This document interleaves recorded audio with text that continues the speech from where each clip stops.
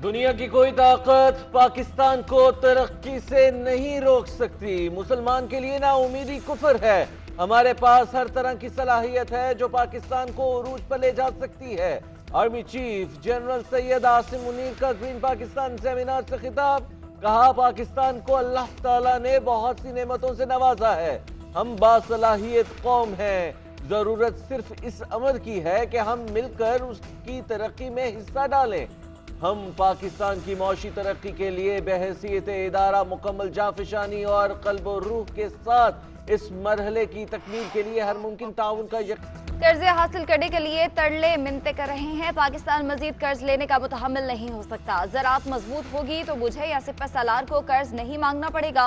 सियासी इस्तेहकाम ना हो तो कोई सरमायाकारी नहीं करता। माजी को खैर बात कहकर पाकिस्तान को खोया हुआ मुकाम दिलाएंगे।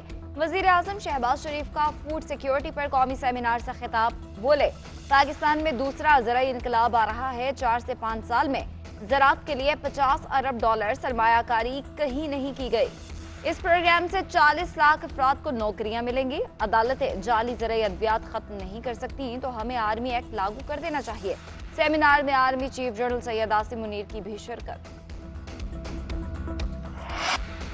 भारत ने दरिया सतलुज में भी पानी छोड़ दिया। हरीके के मकाम पर से 70,614 क्यूसिक पानी छोड़ा गया। तिलाबी रैला 12 घंटे बाद गंडा सिंह के मकाम से पाकिस्तान में दाखिल होगा। पीडीएमए ने अलर्ट जारी कर दिया। कसूर, उकाड़ा, विहाड़ी, पाकपतन के डेप्यूटी कमिश्नर्स को पेश की इंतजाम करने की हिदायत। फ्लड रिलीफ कैंप कायम कर दिया गया। कश्तियां भी पहुंचा दी गईं। उधर दरिया रावी में आने वाले रेले ने जसड़ में कई सरहदी गांव डिबो दिए। सैलाबी पानी 24 घंटे में शाहदरा पहुंचेगा। वजीराबाद में दरिया चनाब और नदी नाले बिखर गए। खान की बैराज में पानी की आमद 1,93,000 क्यूसिक।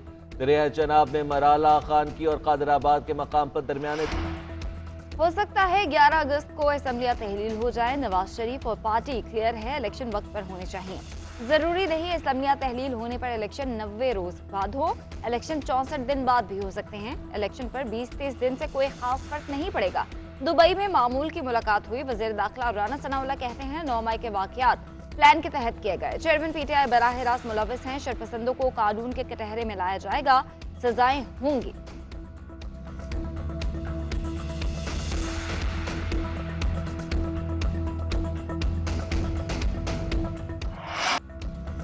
मौलाना फजलुर रहमान को मनाने का मिशन। वजीर आजम शहबाज शरीफ से JUI सरबराह की मुलाकात। सियासी सूरत हाल पर गौर। मौलाना के शहबाज शरीफ से दुबई मुलाकातों पर गिले शिकवे। वजीर आजम ने मौलाना को मौजूदा सूरत हाल पर इत्तेमाद में लिया। साबिक वजीर आजम नवाज शरीफ का भी मौलाना फजलुर रहमान को मनाने का फैसला। साबिक सदर आसिफ अली जरदारी से दुबई में मुलाकात पर इत्तेमाद में लेंगे। उधर नवाज शरीफ के वतन वापसी के लिए राबते तेज। बाएत्तेमाद साथियों और कानूनी टीम से मुशावरत। कुछ दोस्तों का नवाज शरीफ को 14 अगस्त और कुछ का सितंबर के वस्त में वापस आने का मशवरा।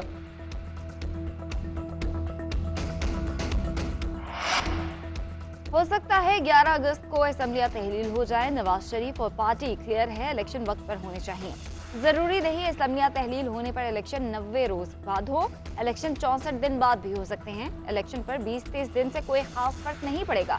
दुबई में मामूल की मुलाकात हुई। वजीर दाखिला राना सनाउल्लाह कहते हैं 9 मई के वाकयात प्लान के तहत किए गए। चेयरमैन पीटीआई बराह रास्त मुलविस हैं। शरपसंदों को कानून के कटहरे में लाया जाएगा, सजाएं होंगी।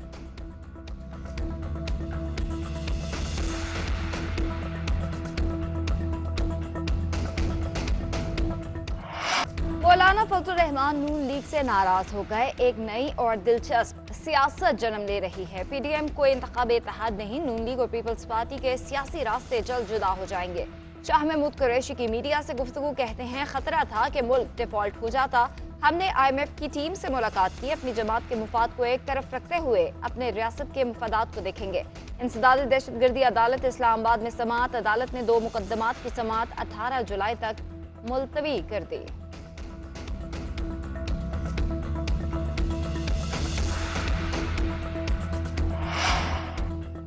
परवेज इलाही को मुस्लिम लीग काफ में वापस लाने की एक और कोशिश। चौधरी शुजात की जेल में परवेज इलाही से मुलाकात। 1 घंटे तक जारी रहने वाली मुलाकात में सियासी सूरत हाल पर तबादला ख्याल। चौधरी शुजात ने खैरियत दरियाफ्त की। परवेज इलाही ने अपनी सेहत से मुतालिक दरपेश मसाइल से आगाह किया।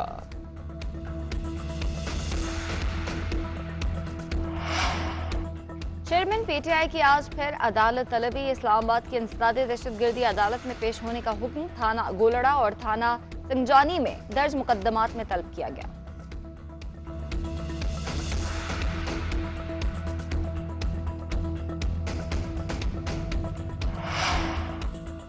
IMF के साथ मुआहिदे के बाद पाकिस्तान की आलमी रेटिंग में बेहतरी। आलमी रेटिंग एजेंसी फिच ने पाकिस्तान की तवीलुल मुद्दती गैर मुल्की करेंसी रेटिंग अपग्रेड कर दी। Rating issuer default rating IDR से CCC कर दी गई। पाकिस्तान की रेटिंग में बेहतरी IMF मुआहिदे के सबब पाकिस्तान की फंडिंग की राह हमवार होने की वजह से की गई। वजीर खजाना इसाक डार ने ट्विटर पैगाम में लिखा, मौजूदा मौशी बहाली के सफर की जानिब ये एक और मस्बत खबर है। वजीर आजम कौम, हुकूमती इत्तेहादी और इक्तिसादी टीम को मुबारकबाद। स्वीडन की नेटो रुकनियत के बदले हमारे लिए यूरोपीय यूनियन में शमूलियत। तुर्किया के सदर तैयब एर्दोगान ने स्वीडन की नेटो रुकनियत की हिमायत के लिए शर्त रख दी। कहते हैं तुर्किया 50 साल से यूरोपीय यूनियन के दरवाजे पर इंतजार कर रहा है और नेटो के तकरीबन तमाम रुकन ममालिक यूरोपीय यूनियन के रुकन बन चुके हैं। नेटो चीफ और अमरीका ने तुर्किया की यूरोपीय यूनियन की रुकनियत के हुसूल की हिमायत कर दी।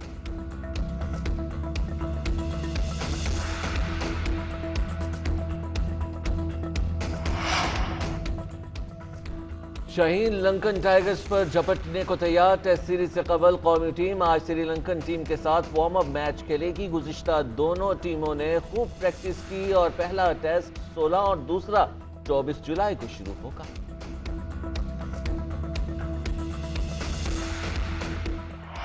दुनिया भर में आबादी का दिन आज मनाया जा रहा है। पाकिस्तान की आबादी 24 करोड़ से तजावुज कर गई। आबादी में बेतहाशा इजाफे की वजह से संगीन चैलेंजेस का सामना है। सियासी अज़्म का फुकदान और ज्यादा से ज्यादा बजट का हुसूल सूबों में आबादी की बड़ी वजह।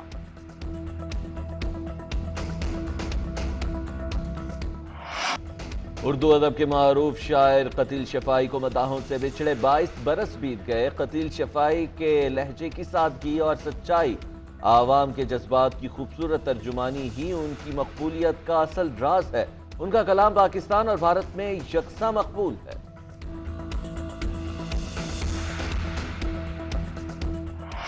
और मारूफ फ्रांसीसी जर्नल नेपोलियन बोनापार्ट फिर आ रहा है बड़ी स्क्रीन पर। एकेडमी अवार्ड याफ्ता अदाकार वॉकिन फीनिक्स बड़े पर्दे पर जलवागर हो रहे हैं। डायरेक्टर रिडली स्कॉट की जानदार हिदायतकारी में तख्लीक पाने वाली फिल्म का ट्रेलर जारी कर दिया गया। फिल्म रवां बरस के आखिर में रिलीज की जाएगी।